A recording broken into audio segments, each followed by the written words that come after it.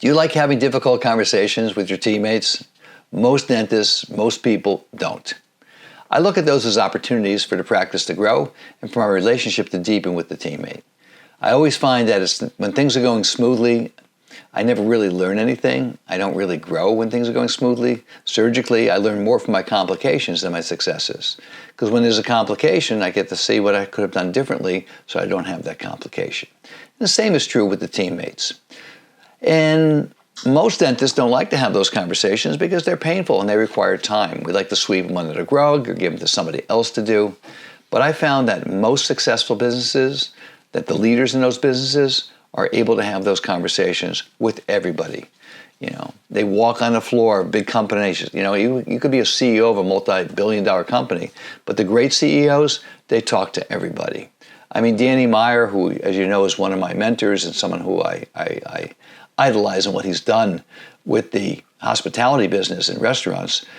He has a close to $1 billion business with Shake Shack and everything else, but he still will talk to the waiters, the waitresses, the busboys, and everybody. And if a customer has a complaint, he might personally make a phone call or write a letter or email himself. And oftentimes, I don't want to do that. I'm too busy. But that's what the true greats do. They have those difficult conversations. So what I want to share with you right now is a formula that I use to have those difficult conversations. And number one, the first thing is I have to give my teammates, people that we work together, permission to come to me with any problem. I look at myself as like a super problem solver. I don't mind problems. I sort of like the idea of creating a solution for them. It sort of makes the business grow. I think it's real important. I don't like ambiguity, as I've mentioned before. I don't like to sweep things under the rug and turn a blind eye to anything. I think by looking at what those problems are allows me to come up with a solution that takes our practice to a more elite level, takes my relationships to a more elite level. And I look at the relationships I have in my life that aren't going well. They're not because we're fighting. It's because we're not really communicating. So I look at my team, I survey them every day, and I'm thinking, is this relationship okay? Is this okay? Is this person happy?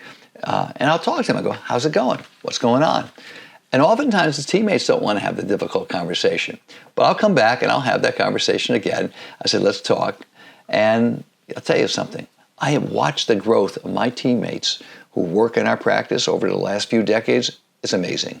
I've seen people go to medical school, dental school, nursing school, become radiologists, leave bad relationships and enter very healthy relationships, marry people that are much more better for them because I think they're changing. Because a lot of it stems from having those conversations, from a place of, honesty and integrity and kindness to each other. So let's get back to my gift to you today. There's a form. It's developed by a strategic coach. It's called the Experience Transformer. You can get that from a strategic coach and Dan Sullivan if you like. Tony Robbins taught me this many years ago on one of his cassette tapes that I listened to. And what I do is I'll sit down with the person who has a problem and I pretty much say, what happened? So let's describe it. I even have a form for this and I write it down. And then I say, what was the cause of it? Write down what's the cause of what happened. And then I write down what is the good that came out of what happened. And then I came out with one more thing is, what was your part in it? And this is the difficult part. Because then the person says, well, I have a problem here, but I was involved in it. What was my part in it? Did I do something wrong? Was I not given the authority to do the right thing?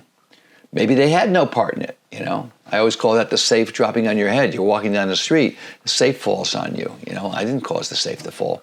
Yeah, but maybe you should have looked up and see there was a construction site.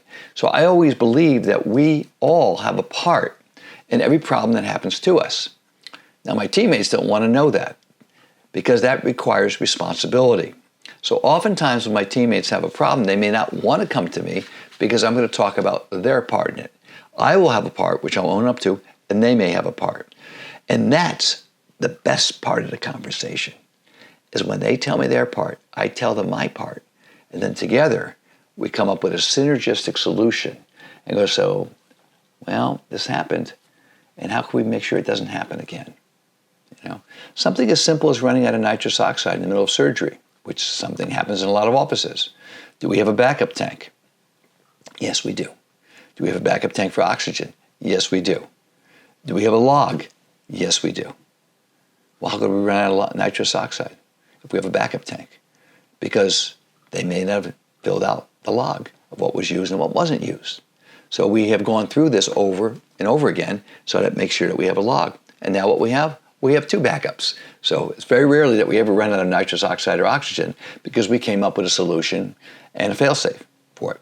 But it still depends upon people. In our office on a daily basis, I don't know how many possible interactions we have where things can go wrong. We have about 20, 25 employees. We have about 11,000 patients. We have multiple treatment rooms. We have thousands of emails that come in on a daily basis. The phone rings nonstop. There are 4 to 5 people answering the phone. Do you know all the potential we have in our practice for mistakes to occur, for something to go wrong? And very rarely does it. That's amazing. So when something does go wrong, I look at that as an opportunity. And if I'm not going to be the one that has the difficult conversations, if nobody else has it, our practice is going to suffer. I think I'm a sort of a connoisseur of looking at businesses, customer service-wise. I walk into, it's like a gift and it's sort of a burden. I walk into every place I go, and I start to see, is this working right? Is this working right? Is that going right? You know, that elevator, why the numbers over here? It's hard for me to see it. Why do I have to use a pass on this side, but there's no place over here for me to put my pass? You know, why is there redundancy? I went and got a bagel yesterday in New York City. There were 4 people behind the counter. It took me 25 minutes to get my order in and get the bagel. It just wasn't working well. I could have put that system together so it would work very smoothly. I'll never go back to that bagel spot again. And the bagel was just okay, even though it was supposed to be good. Little things like that make a difference. So when you start to look at all the little things in your practice, especially involving communication and conversations with employees, there's so much room for improvement. But it takes some time. It takes some discipline to do that. But when I have a patient that comes in and looks around my practice, they'll say to me, you got a really good operation going on here. That's a person that understands business. And the business people, the really successful business people come in, they see all those systems in place. And what amazes me is how many businesses are successful despite not doing that. I see it in the airline industry. I see it in any industry that I'm a part of. I see it every time.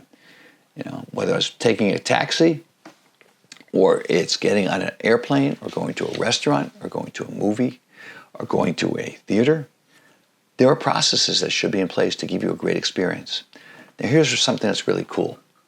If you pay attention to every one of those little processes and do an excellent A+ job, your practice is going to explode because not many people are going to do that because they don't realize how important it is and because it's hard.